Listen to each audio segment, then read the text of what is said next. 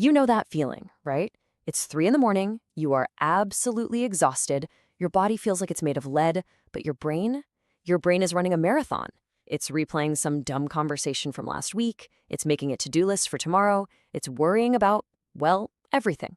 And you're just lying there telling yourself, stop thinking, just stop. But it's impossible.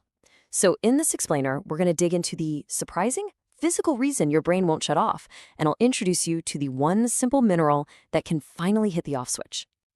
Here's the truth that nobody ever really tells you.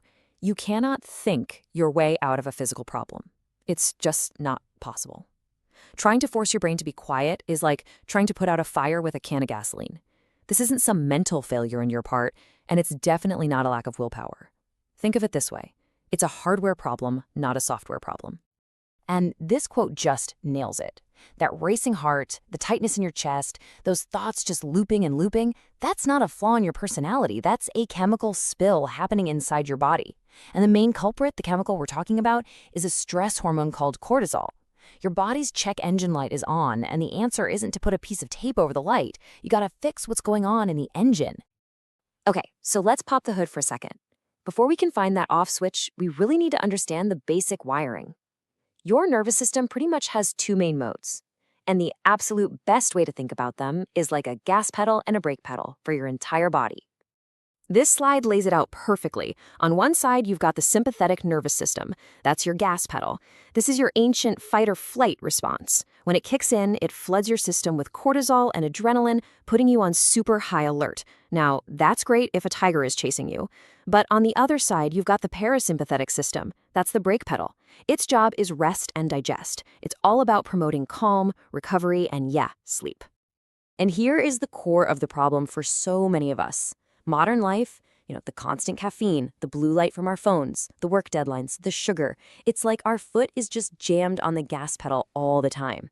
Our system is constantly redlining 24/7. We're living in this low-grade, constant state of fight or flight, and we almost never give our body a real chance to hit the brakes. So we've established there's this chemical spill, this flood of cortisol. But how exactly does a chemical in your blood translate into those specific, annoying, looping thoughts? Well, this is where it gets really fascinating. Your chemical state literally creates your mental state, and understanding this feedback loop is the absolute key to breaking it. Now look at this sequence very, very carefully. The thoughts do not come first. The cortisol comes first. Your body is buzzing with this high alert, anxious energy, and your brain, which is just a meaning-making machine, tries to make sense of it. So it literally invents anxious thoughts to match that physical feeling. This is why you can't just stop thinking. To stop the thoughts, you don't fight the thoughts. You have to cut the fuel line. So how do we finally hit that brake pedal? How do we actually switch from fight or flight mode over to rest and digest mode? Well, your body is a machine, and like any machine, to do its job, it needs specific raw materials.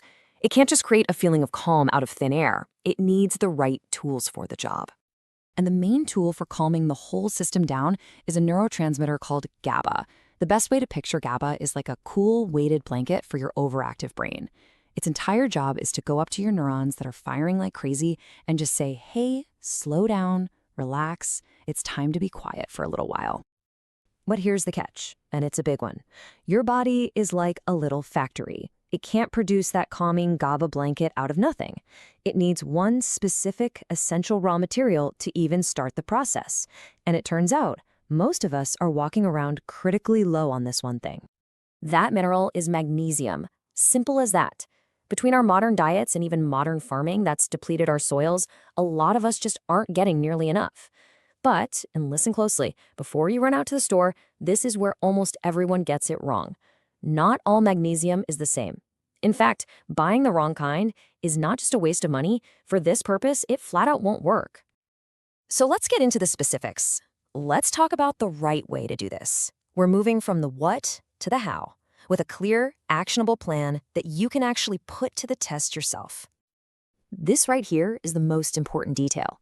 On the left, you've got magnesium oxide. This is the cheap stuff you find in most generic supplements.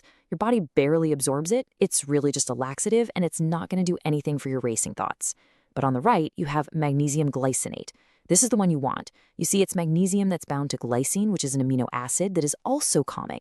This means it's super easy for your body to absorb, it actually gets to your brain and nervous system, and you get this amazing 2-for-1 calming effect. The magnesium relaxes your body while the glycine calms your mind.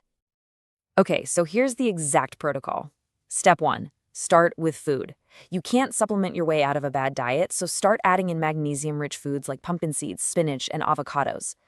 Step 2, to really make a dent in those chronic racing thoughts, you'll probably need a supplement to play catch-up. Look specifically for magnesium glycinate, and a good dose to aim for is around 400 milligrams. And finally, step 3, timing is everything. Take it about 60 to 90 minutes before you actually plan on being asleep. That gives it time to get into your system and start that system-wide power down. So here's a little experiment. Don't just take my word for it. Don't believe me. Test it for yourself. For the next 7 days, just follow that protocol. Eat the right foods, take 400 milligrams of magnesium glycinate about an hour or so before bed, and just see what happens when your head hits the pillow. You might just find that for the first time in a very, very long time, that frantic voice in your head simply goes quiet. And that's really the big takeaway here. Your body isn't broken, your mind isn't flawed, it's just running on empty. Missing an essential raw material it needs to find its own natural calm. Give it what it needs and just see what happens.